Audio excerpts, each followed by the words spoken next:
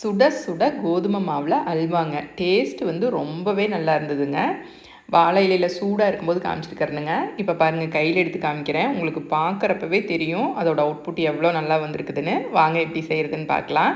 1 cup கோதுமை மாவு எடுத்திங்கன்னா அதே கப்பில் 4 கப் தண்ணி ஊற்றி நல்லா கட்டி இல்லாமல் கரைச்சிக்கோங்க.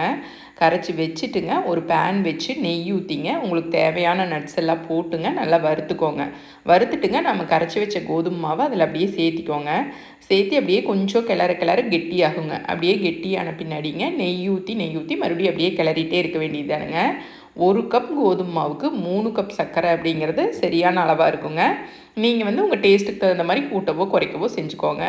அதில் கொஞ்சமாக சர்க்கரை எடுத்துங்க, வெறும் பேனில் போட்டுங்க. அப்படியே சூடு பண்ணிங்க அப்படின்னா நல்லா கேரமலைஸ் ஆகுங்க. அது பொங்கி வரும்போது ஆஃப் பண்ணிடுங்க, இல்லைன்னா கசப்பாயிருங்க. இது வந்து எதுக்கு அப்படின்னா, இதுதான் வந்து அல்வாவுக்கு ஒரு சூப்பரான கலர் வந்து கொடுக்குதுங்க.